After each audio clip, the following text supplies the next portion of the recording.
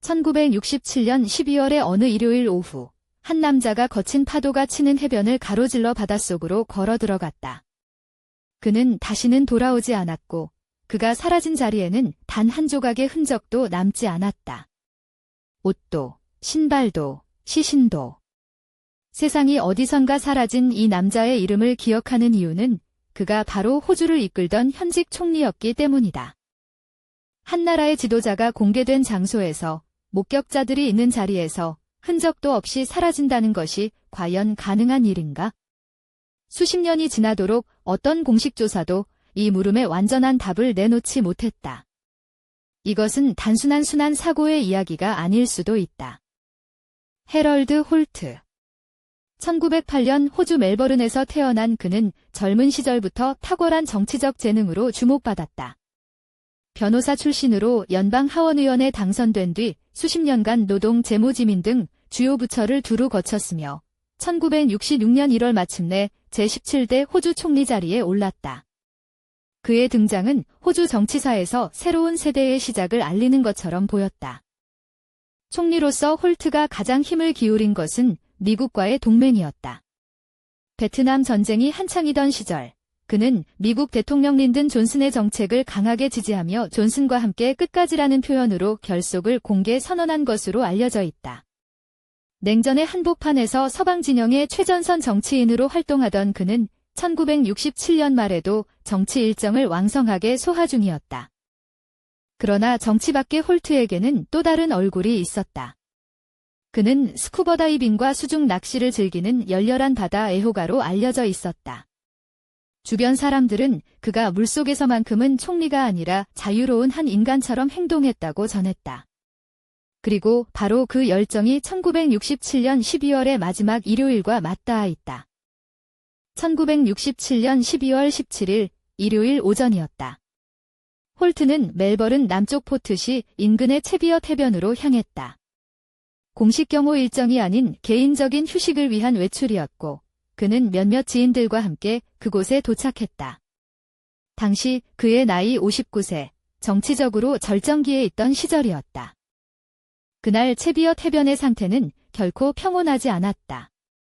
강한 해풍이 불어왔고 파도는 평소보다 높고 거칠었다.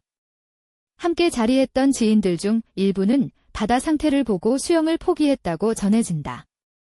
그럼에도 홀트는 물속으로 들어가기로 했다. 홀트는 주저하지 않고 파도 속으로 걸어 들어갔다. 처음에는 파도를 헤치며 나아가는 그의 모습이 보였다고 한다. 그러나 이내 높은 파도 뒤로 그의 모습이 가려지기 시작했고 다시 파도가 걷혔을 때 그는 그 자리에 없었다. 그것이 사람들이 해럴드 홀트를 마지막으로 목격한 순간이었다. 함께 있던 사람들이 그의 부재를 알아챘을 때 이미 시간이 얼마간 흘러 있었다. 신고를 받은 당국은 즉각 대규모 수색 작전을 개시했다. 해군 함정과 해경 선박, 잠수 요원, 헬리콥터까지 투입된 수색이 사흘 이상 쉬지 않고 이어졌다. 수색은 아무것도 찾아내지 못했다. 시신도, 수영복 조각도, 어떠한 개인 소지품도 발견되지 않았다. 수색 범위를 넓히고 조류 방향을 계산해 구역을 재설정해도 결과는 달라지지 않았다. 열흘 가까운 작전 끝에 당국은 공식적으로 수색을 종료했다. 현직 총리의 실종은 호주 사회 전체를 충격에 빠뜨렸다. 정부는 임시 총리 대행 체제를 꾸렸고 이듬해 1월 홀트는 법적으로 사망 선고를 받았다. 공식 사인은 직사 추정, 그러나 시신이 발견되지 않은 채 내려진 이 결론은 수십 년이 지나도록 이 사건을 완전히 닫히지 않는 미제로 만드는 근본 원인이 됐다. 수사 과정에서 목격자들의 진술이 수집됐지만 그 내용은 완전히 일치하지 않았다. 함께 해변에 있었던 이들은 홀트가 입수 직후 빠르게 파도에 휩쓸리는 것처럼 보였다고 진술했다. 그러나 그 순간을 처음부터 끝까지 지켜본 목격자는 없었고 세부 사항에서 각자의 기억은 미묘하게 엇갈렸다. 전문가들의 분석에 따르면 당일 채비엇 해변의 해류와 파도 상태는 매우 위험했던 것으로 추정된다. 강한 이한류가 형성되기 쉬운 지형이었으며 수영에 능숙한 사람이라도 대응하기 쉽지 않은 조건이었을 것이라는 견해가 있다. 홀트가 오랫동안 바다를 즐겨왔다는 사실이 오히려 그날의 위험을 과소평가하게 만들었을 수 있다는 지적도 제기됐다. 가장 폭넓게 받아들여지는 설명은 익사다. 거친 파도와 강한 조류, 59세의 나이와 당시 알려진 신체 상태가 복합적으로 작용했을 것이라는 분석이 이 가설을 뒷받침한다.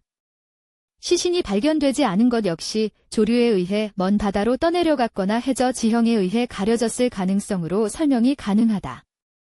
그러나 총리급 요인을 대상으로 한 대규모 수색에서 흔적 하나 나오지 않았다는 사실은 익사설만으로 납득하기 어렵다는 반론의 씨앗이 됐다. 1983년 한 영국 저술가가 충격적인 주장을 담은 책을 출판했다. 홀트가 수십 년간 중국의 정보원으로 활동했으며 실종 당일 미리 대기하고 있던 중국 잠수함에 의해 극비리에 이송됐다는 것이었다.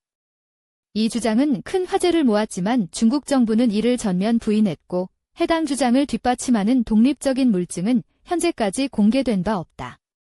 이 가설은 지금도 확인되지 않은 추측의 영역에 머물러 있다.